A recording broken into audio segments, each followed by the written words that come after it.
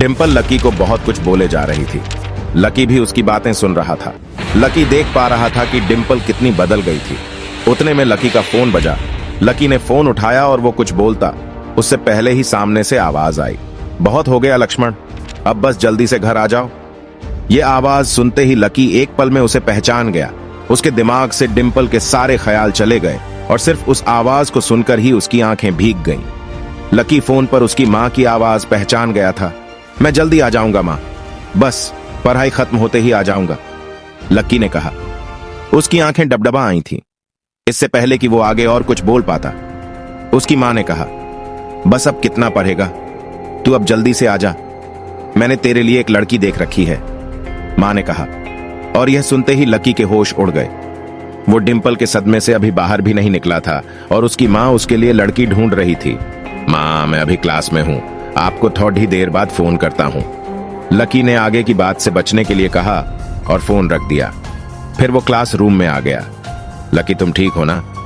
साक्षी ने लकी के कंधे पर हाथ रखते हुए पूछा। उसे सच में लकी की चिंता हो रही थी। लकी ने उसकी ओर देखा और मुस्कुरा दिया। साक्षी ने हल्के हाथ से उसकी कंधे को सहलाया और बोली, देखो, वैसे अब इसमें पछताना जैसी कोई बात नहीं है। डिंपल का असली चेहरा हम दोनों के सामने आ गया है। अगर ये थोड़ी देर बाद आता ना तो दर्द ज्यादा होता, इसलिए जो हुआ ठीक ही हुआ। तुम्हें ऐसी लड़की के लिए परेशान नहीं होना चाहिए। लकी, कोई जरूरत नहीं है तुम्हें दुखी होने की। लकी ने सिर्फ हां में अपना सिर हिलाया और अपनी मुस्कान को और थोड़ा सा बढ़ा कर लिया। साक्षी के उसके कंधे पर हाथ रखने की वजह से लकी को अच्छा महसूस हो रहा था। कम से कम उसके आसपास कोई तो था जिस पर वो विश्वास कर सकता था। हाँ यार, तू चिंता मत कर, तुझे इस डिंपल से भी अच्छी लड़की मिलेगी, देख लेना, प्रीतम ने दूसरी तरफ से उसके कंधे को थपथपाते हुए कहा। लकी को अब सचमुच काफी अच्छा लग रहा था। अच्छा चलो, आज हम तुम्हारे आजाद होने का जश्न मनाते हैं। मैं अपनी तरफ से तुम्हें ट्रीट दूंगी। कॉलेज के बाहर कहीं चले, कैंटीन का खाना खाकर ना मैं बोर हो गई हूं, साक्षी ने कहा। हाँ यार, कैंटीन से तो मैं भी बोर हो गया, प्रीतम ने कहा। साक्षी ने उसे घूर कर देखा और बोली, अरे तुम्हें कौन ले जा रहा है? यह सुनते ही प्रीतम को झटका सा लग गया। वो जानता था कि साक्षी बहुत ही साफ और सपाट बात करने वाली लड़की थी, लेकिन एक दिन वो उसकी इसी साफ गोई का शिकार हो जाएगा। उसे अंदाजा नहीं था। नहीं नहीं, मैं तो खुद भी नहीं जा रहा था यार, अब मुझे तो निम्मी से मिलने के लिए जाना था। मैं तो बस बता रहा था कि मैं भी बोर हो गया हूं कैंटीन का खाना खाकर, प्रीतम ने अपनी ओर से सफाई देते हुए कहा। हाँ, लेकिन ट्रीट तुम मुझे नहीं, मैं तुम्हें दूंगा, पर आज नहीं, किसी और दिन। और इस बार हम उस चमन पाव भाजी वाले के पास नहीं जाएंगे, उससे थोड़ी दूरी पर सामने वाली लेन में जो रेस्टोरेंट है ना, सन एंड मून, वहां चलकर खाना खाएंगे, लकी ने कहा और अपनी जगह से खड़ा हो गया। साक्षी ने जब उसके मुंह से सन एंड मून का नाम सुना तो उसके कान खड़े हो गए। उसे उम्मीद नहीं थी कि लकी को डिंपल के जाने के बाद इतना बड़ा झटका लगेगा। जितना पैसा लकी 10 दिन में कमाता था, साक्षी ने सुना था कि सन एंड मून में उतना पैसा सिर्फ एक बार में ही पूरा हो जाता था। उसे विश्वास नहीं हो रहा था कि लकी इतना बड़ा कदम उठा लेगा। वो झिझक कर हंस पड़ी और बोली, हाँ हाँ ठीक है, मतलब ठीक है, मैं इंतजार करूंगी। वैसे तुम्हें एक बात बताऊं लकी, मैं अभी तक सन एंड मून के अंदर गई नहीं हूं। साक्षी के चेहरे पर हल्की सी शर्म आ गई थी। साक्षी को लगा कि लकी ने सिर्फ जज्बात में बहकर यह बात बोल दी थी कि वो उसे सन एंड मून में ट्रीट देने वाला था, लेकिन उसे मालूम नहीं था कि वो साक्षी को जिंदगी भर भी अगर वहां खिलाता तो भी उसकी जायदाद पर कोई असर नहीं होने वाला था। ठीक है, तो मिलते हैं फिर, बाय लकी से साक्षी ने कहा और वहां से निकल गई। इधर प्रीतम और उसके दूसरे दोस्त भी उसे अपने साथ लेकर कैंटीन की ओर आ गए। जैसे ही वह कैंटीन में दाखिल होने वाले थे, अचानक से गर्वित रुक गया। उसकी आंखें उसके फोन पर घड़ी हुई थीं और एक पल के लिए फोन को देखने के बाद गर्वित ने कहा, भाई साहब, ये अमित ने ग्रुप चैट पर अपनी फजीहत करवा ली। खोलो अपना ग्रुप चैट यार, अपना हॉस्टल वाला ग्रुप देखो, क्या लिखा है इसने। लकी और प्रीतम ने तुरंत अपना फोन निकाला और हॉस्टल वाला ग्रुप खोल लिया। हालांकि लकी ने हॉस्टल छोड़ दिया था और सिर्फ डिंपल की वजह से वो एक छोटे से कमरे में रहने के लिए आ गया था। फिर भी उसने हॉस्टल का ग्रुप नहीं छोड़ा था और ना ही प्रीतम और गर्वित उसे ग्रुप छोड़ने देना चाहते थे। गर्वित की बात सुनते ही तुरंत लकी और प्रीतम ने अपनी जेब से फोन निकाला और देखा। अरे बाप रे, कितना बड़ा गधा है ये, लकी ने उन दोनों से कहा। अमित ने उस ग्रुप में एक मैसेज भेजा हुआ था जिसमें लिखा था, दोस्तों, आज से तुम्हारा भाई अमित सबके सामने यह ऐलान करना चाहता है कि तुम्हारा भाई फिर से सिंगल से मिंगल हो गया है। सबके सब जल्दी आओ हॉस्टल, आज का लंच तुम्हारे भाई की तरफ से। चलो अच्छा है, किसी को तो लड़की मिली। वैसे भी इसका अकेलापन झेला नहीं जा रहा था। लकी ने कहा, चलो चलो हॉस्टल चलते हैं, साले की आज जमकर खींचेंगे। प्रीतम ने कहा। गर्वित और प्रीतम तो आगे बढ़ा गए, लेकिन लकी वहीं रुक गया था। वो उनके साथ आने में थोड़ा सा झिझक रहा था। अरे क्या हुआ, तू क्यों रुक गया? भूख नहीं लगी है? गर्वित ने पूछा। लगी है यार, पर तुम लोग जाओ, मैं यही कुछ खा लूंगा। लकी ने अपनी नजर बचाते हुए जवाब दिया। अरे अब यहां किसके साथ खाएगा? तेरे साथ खाने वाली तो भी किसी और के साथ खा रही है, इसलिए चलना भाई, हमारे साथ खा लेना। वैसे भी अमित ने पूरे ग्रुप को बुलाया है और पूरे ग्रुप में तू भी तो आता है। प्रीतम ने कहा। हाँ, पर लकी के पास इससे आगे कहने को कुछ नहीं बचा था।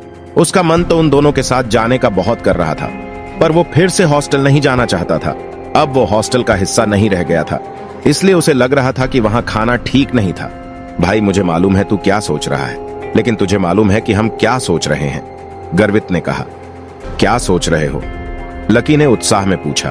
प्रीतम और गर्वित दोनों मुस्कुराने लगे और लकी को देखकर बोले, आज के आज ही हम तेरा कमरा खाली कर देंगे। गर्वित ने कहा। क्यों खाली कर दोगे? लकी ने पूछा। क्योंकि तू फिर से हमारे साथ रहने के लिए आने वाला है साले। प्रीतम ने खुशी से उसके कंधे पर हाथ रखा और उसे खींचकर अपने साथ लाने लगा। लकी ये बात सुनकर खुश हो गया था।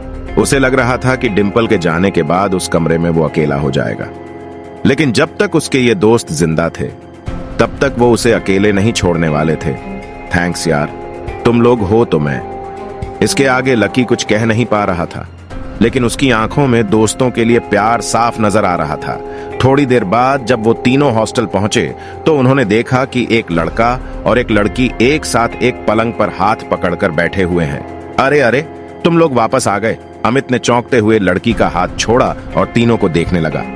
अमित का कद हॉस्टल के बाकी लड़कों से लंबा था। उसका शरीर दुबला और सुडौल था। वो खेल कूद में बहुत अच्छा था। बेबी ये मेरे दोस्त, दोस्तों ये मेरी बेबी, मेरा मतलब है मेरी गर्लफ्रेंड है रोशनी, म्यूजिक सीख रही है, अमित ने कहा और रोशनी ने सबको हाय किया। फिर अमित बोला, रोशनी ये मेरे रूममेट्स है, गर्वित, प्रीतम और लकी। लकी अब हमारे साथ नहीं रहता, लेकिन हमारे दिल में अभी भी जिंदा है ना लकी? अमित ने थोड़े मजाकिया अंदाज में कहा। हाँ अमित भाई, पहले नहीं रहते थे, लेकिन अब भाई साहब हमारे साथ फिर से रहने के लिए आ रहे हैं, इसलिए आपने इनके बिस्तर पर आपने जो वे प्रोटीन के डिब्बे जमा रखे हैं ना, उन्हें जरा हटा लीजिए, गर्वित ने कहा। यह सुनते ही अमित का चेहरा खुशी से खिल गया। वो चाहता तो यही था, लकी जो उन सब की जान था वो वापस आ जाए, लेकिन वो अचानक से क्यों वापस आ रहा था, इस बात का उसे अंदाजा नहीं था।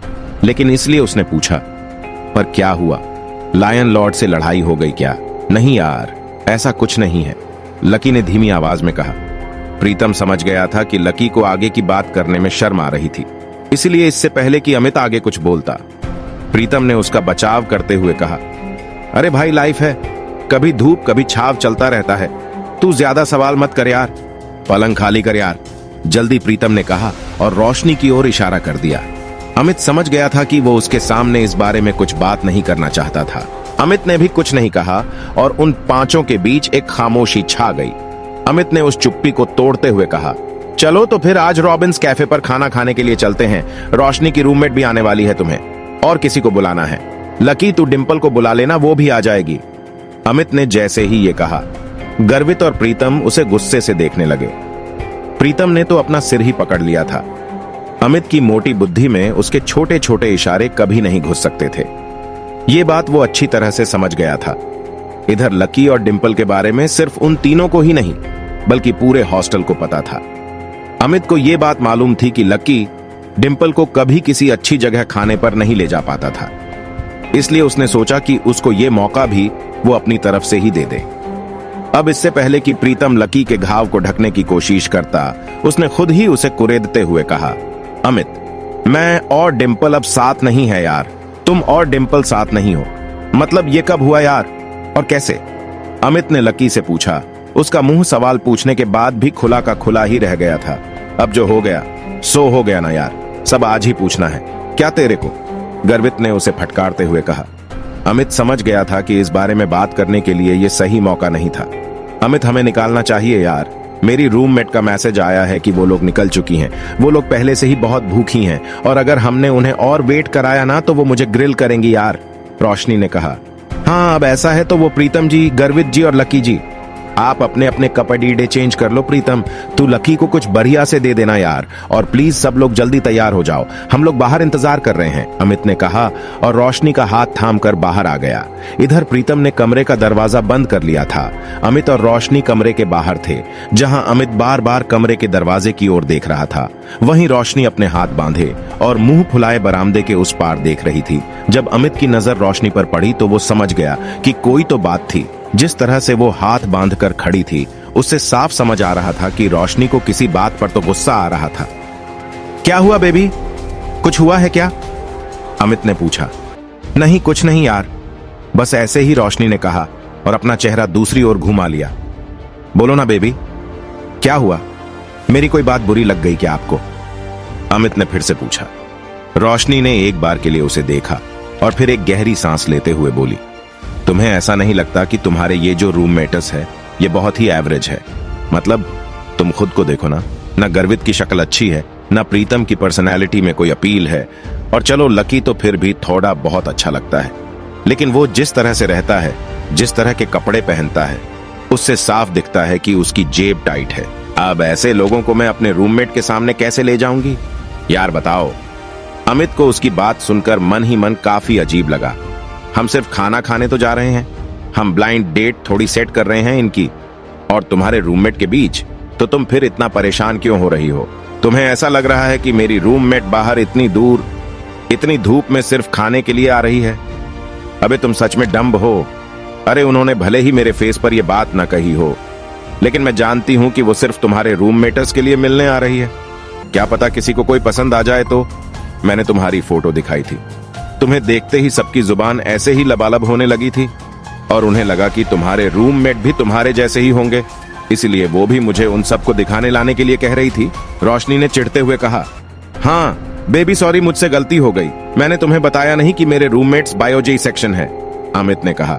असल में वो था सपोर्ट कोटा से, लेकिन वहां पर जगह नहीं थी, इसलिए उसे लकी की डोरमेट्री में शिफ्ट कर दिया गया था। अब इससे मैं क्या करूं? तुम ये सब मुझे अब बता रहे हो, मैं लंच ही कैंसिल कर देती हूं, बोल दूंगी कि अमित का ट्रेनिंग सेशन शुरू हो गया है, रोशनी ने फिर से चिढ़ते हुए कहा। अरे नहीं यार, नहीं, प्लीज ऐसा मत करो, अमित ने उसके आगे हाथ जोड़ते हुए कहा। अगर ऐसा हो जाता है तो प्रीतम और गर्वित तो उसकी नाक में दम कर देते। वो दिखता पहलवान सा था, लेकिन उसे इन दोनों से बहुत डर लगता था। तो फिर ठीक है, अब वहां इनके साथ जो कुछ होगा ना, उसके लिए तुम मुझे ब्लेम मत करना प्लीज, रोशनी ने कहा। और इससे पहले कि अमित उससे आगे कुछ कह पाता, रोशनी का फोन बज उठा। हेलो, हाँ कोयल, अच्छा तुम लोग पहुंच गए? हाँ हाँ, इतनी भी क्या जल्दी है यार, जब तुम मिलोगी तो खुद ही देख लेना। अच्छा, तुम्हारे सिर पर चोट? अच्छा ठीक है, हम बस आ ही रहे हैं, रोशनी ने कहा और फोन रख दिया। ये कोयल वही कोयल थी जो आज सुबह ही लकी से बैंक में टकराई थी। वो रोशनी की बहुत अच्छी दोस्त थी, और इन सब में सबसे अमीर, इतने में गर्वित, प्रीतम और लकी कमरे से बाहर आ गए। इधर 3 सुंदर सी बन-ठन के आई हुई लड़कियां एक टेबल पर पहले से ही बैठी हुई थीं। उनकी शक्ल, सूरत और कपड़े देखकर यह पता चल रहा था कि वो पैसे वाले घरों से थीं। उनमें से एक लड़की का चेहरा छोटा और गोल सा था, आंखें बड़ी बड़ी और चमकीली सी थीं। उन तीनों में सबसे सुंदर वही थी। कोयल, तुम्हारे सिर पर लाल सा क्या लगा हुआ है? कहीं कोई चोट लगी थी क्या? एक लड़की ने कोयल से पूछा। कोयल ने तुरंत अपना फोन निकाला और फिर अपने सिर पर लगी चोट को देखने लगी और कहा, हाँ यार, आज सुबह मैं अपने पापा के साथ न्यू सिटी बैंक गई हुई थी, तो वहां पे एक गड्ढे से टकरा गई। इतना बेवकूफ आदमी मैंने अपनी जिंदगी में नहीं देखा। मन तो कर रहा था उसका मुंह नोच लूं, कोयल ने कहा। अब इधर कोयल लकी को कोस रही थी, जबकि दोनों इस बात से अनजान थे कि फिर से उनका सामना होने वाला है। आखिर क्या धमाका होगा जब कोयल और लकी फिर से एक दूसरे के सामने आएंगे? क्या वो लकी की इंसल्ट करेगी, वो भी उसके दोस्तों के सामने, या फिर लकी उसे इस बार जवाब देगा? इन सारे सवालों के जवाब अगर आप जानते हैं तो कमेंट बॉक्स में कमेंट करके हमें भी बताएं, और आगे की कहानी के लिए सुनते रहें FM YouTube पर।